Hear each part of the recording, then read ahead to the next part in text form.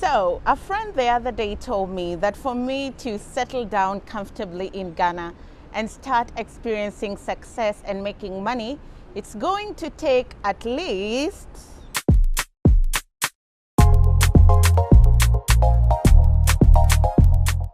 What's up, guys? Welcome to another episode of the vlog. My name is Zandira Ganga. If you're new to the channel, welcome to the family. If you're a returning subscriber, welcome again. If you're new, hit the subscribe button. If you're returning, hit the like button. Guys, we're only 10,000 views away from 1 million views. Can you believe it? I am yet to finish a year in Ghana, but the growth that I've experienced here is exponential. And this informs the vlog that I'm going to do today. If you're new to the channel, welcome. I share my life and experiences of moving in Ghana here. I moved here 4th of July 2021 and I've been living here. If you're a member of the channel, you know this part of the story. Also, if you watch my vlogs, you know that I am a very open and candid person. And in the recent times, I came out and I shared how difficult it is to settle down in a foreign country. You know, it has its pains and it has its pleasures, you know. And just to quickly run you through the pleasures, I mean, I love living here. I love my life here. I'm able to eat 3 meals a day. If I want to, I have the appetite. That's the most important part. I am able to sleep and I am also able to exercise, which are very important things. I am off antidepressants. I am happy. I am at ease, okay? I am able to do YouTube more consistently and I am very happy with that. On the downside, you're not at home. And that can be really difficult. And when you're not at home, things are really hard for you because one, you miss your family, you miss your friends, you miss the food, you miss the ambience, you miss speaking the language. There was a time I was watching Yes Theory and Thomas said he was going back to home in Sweden and spend a little bit of time in France because he had missed speaking the language. And I was like, now I can understand. Like, I really miss speaking Swahili.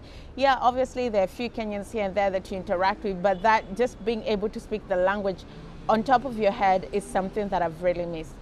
The other thing is sometimes settling in can be really challenging. So when I came to Ghana, I had my savings, which I pulled out part of it to be able to finance my moving here. And my financial advisor and I sat down and we planned and we said, this is the X amount of money that you're going to move to Ghana with. This is what you're going to use to settle down with. And you're going to try and settle down, get a job, get some revenue from YouTube. And then we pick up life from there. And I came and I used some of the money that had been allocated to me. And then fast forward, I got a job and I'm just trying to make ends meet. But it's very important to know that it's not easy. It's not easy, particularly when you're an ambitious person, because irrespective of how good you are, when you go to a new market, you go back to entry level. One, because you don't know people and those people don't know you. So no matter how good you are, you have to earn their trust. You have to earn the ability and the credibility again, you know. You have to show consistency. You have to grind like your entry level. And those are the things that were killing me because I already did entry level in Nairobi. Like, why do I need to do it again? And entry level is the ghetto because you're pulling in so many hours. I pulled 3 videos for YouTube. I work 12 hours a day, 5 days a week. That's how hectic it is. You have to work so hard to prove that I belong, I know what I'm doing, please keep trusting me. And trust is not something that happens within a day or two. It takes such a long time for people to trust you, you know. A couple of my videos at work have gone viral, but still people are like, yeah, okay, but let's see, you know. Also because you're a foreigner, people are very hesitant to get invested in you because they're like, are you going to leave? Are you going to stay? So there are all these challenges. And also because you just don't know your way around, you know. Like in Nairobi, I'd worked for about 4 years. So you know who to call, you know who. And these people also know you. So if you say, I moderate events, they know you. They've seen you. They've seen some of your reports. They have a rapport with you. So it was easier. And then I came here and I found out that I don't know anybody. And irrespective of how good you are, if you don't know anybody, if you don't have a network, then you just can't move. And let me tell you, when people keep saying network, it's not something that happens overnight. Networking takes like a really long time because also the network of people around you have to trust you to introduce you to their networks. And then those networks have to trust you to introduce you to all those other people. And that's based on meritocracy and consistency. And it's such a painful process. And I think it was getting to me, it was getting on my nerves. I was getting so frustrated and so tired. And I began talking to some of my friends who were part of the diaspora community. And let me tell you, you won't believe what everybody is telling me. I had this very conversation with a friend of mine who I dearly love. Her name is PJ. And we were like, how long is this going to go on? And I was like, girl, you got to be patient because it's going to take a while. So some time back when I met Maps, Mapitsa Sibidi, she works with Joy as their entertainment journalist. She's been in Ghana for about 5 years. And when you share your first year story with them, everybody relates with that first year story. And I was like, I just want to leave. I want to go back home. I'm so tired. I'm so frustrated.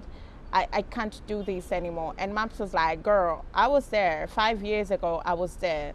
And she was like, her mom just kept encouraging her to chill, keep going, keep pushing. And now with her 5 years experience in Ghana, she was like, you have to be patient. The first year is just absolute ghetto, is chaos, is rough. And it will also be the year where you're trying to settle down, and that's not easy. You know, people always expect like by the first week, second week, first month, you've settled down. No. In a new neighborhood, yeah, but in a foreign country, it takes a long minute. It takes a long minute. So once that has happened, then it goes to the point of, are you now able to start working, to start leveraging on your connect, and even not your big connect, like the 3 people you know. So the first year is just about settling down. Then the second year, people have begun getting familiar with you. So people are like, okay, let me pay a little bit of attention to her, you know. And so the second year, depending on what you do with the attention that you get, then it determines the third year, things begin opening up for you. So you need a lot of patience and you need a lot of resilience. I was like, who's gonna chill for all that time? And then I remembered, I'm almost doing a year. Like I am, we're in May, June, July. I am a month away, or rather 2 months away if you count May, from my 1 year anniversary in Ghana. And that's like a really amazing thing, you know. And it just speaks of my resilience. It speaks of my sheer will and my sheer determination. It speaks of my bravery. Like most of my friends were always like, what you've done is really brave. And I never give myself credit, you know. And I think when you live in a foreign country and when you're away from home, sadness will hit you. Problem, no, they finish. Like problems will find a way of attacking you left, right, and center. You need to find a way of taking the small wins and celebrating your small joys and holding on to every pocket of happiness. It's a Japanese concept. It's called wabi-sabi, pockets of happiness. Holding on to that. That's why, like, when I went to YouTube and I found that I have 990,000 views, just 10,000 views shy of 1 million. I want to hold on to this. I want to celebrate this. I want to feel good about this. I was telling Vanessa Okedi the other day, go check out her channel, by the way. I was telling her that we shoot the whole day without a bathroom break, because sometimes we shoot bulk videos. She's busy over the week doing her business and doing other things. I'm busy at GH1 over the week. So sometimes when we link up, guys, from like 10 a.m. to the time that we're going home at 7 p.m. in the evening, no bathroom break. Like we're just walking and shooting. And it's hard. It's the absolute ghetto. Like making content is hard. And like when I hit 1 million, I will even like maybe order myself a cake and just sit and take that in, because it's been so much work. And I also want to say thank you to you guys, because not even a single step of the way have I felt alone. Like you guys, and the community has been growing, you know. There was a time I used to have 100 views after 24 hours and I would celebrate. Now I get 1,000 views after 24 hours, you know. And you guys like have been so consistent, and I just want to say thank you and appreciate the love, the kindness, the support that you've shown me. I don't take it for granted at all, at all, at all. And I know that a time will come when the channel will grow.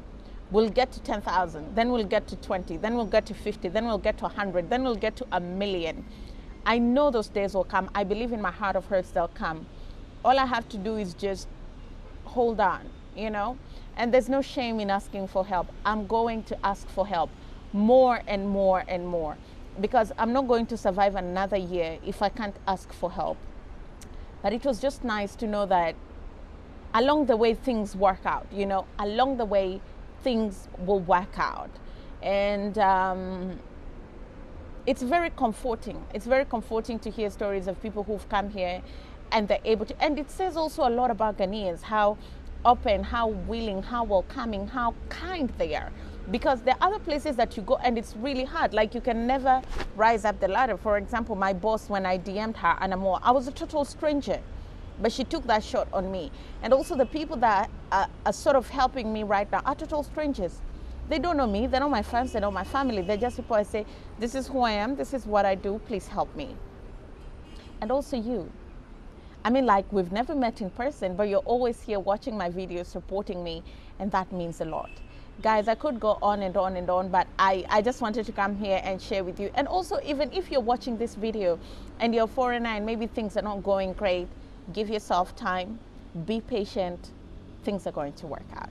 That's all I had for you in the vlog. Hit the subscribe button, guys. 10,000 views by the 10,000 rather subscribers by the end of this month, and 1 million views. Can we get this video 10,000 views so that we can just like skip to the 1 million part? I believe in you. I'll see you guys in the next vlog.